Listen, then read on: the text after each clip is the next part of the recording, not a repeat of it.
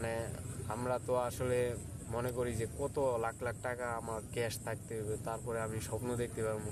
এরকম কিছু না। আমরা নিজেরাই মানে আপনি আপনার নিজেরই প্রশ্ন করেন যে আপনি কোন বিষয়ে সবচেয়ে বেশি এক্সপিরিয়েন্স আছে, দেখবেন যে মানে আপনি নিজেই বলতে পারবেন না।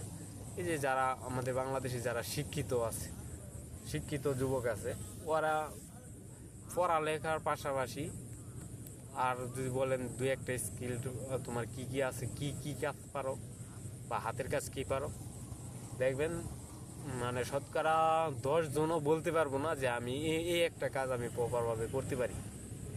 তো এরা চাকরি না পাইয়া পরে থাকে হচ্ছে বেকার, মা বাবার গাড়ির উপরে বুঝে হইয়া থাকে, ফ্যামিলির গাড়ির উপরে বুঝে হইয়া থাকে।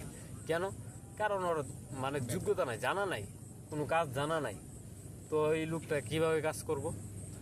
এই হচ্ছে গিয়ে আমাদের বাংলাদেশের মানে বর্তমান অবস্থা। এই কারণে আপনি যে কোনো উদ্যোগ গ্রহণ করে মানে ওইটা হচ্ছে আপনার ফার্স্ট টাইমে রিস্ক থাকবই, কিন্তু আপনার ধৈর্য ধরে ওইটারে মানে সামনের দিকে আগায় নিতেও দেখবেন যে সাকসেস এক সময় আছে। রিজিক যদি আল্লাহ যেহেতু আপনাকে রিজিক দিছে, যে কোনো বিষয়ে আপনি কি করেন যে মানে যে কোনো কাজে আপনি ইনভলভ হন, ওইটার মাধ্যমে আপনি রিজিক কিন্তু মানে আপনারটা আপনিই পাবেন।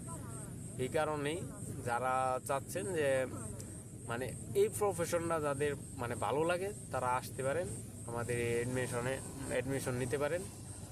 সো আজ এই পর্যন্তই, ভালো থাকবেন, আল্লাহ হাফেজ।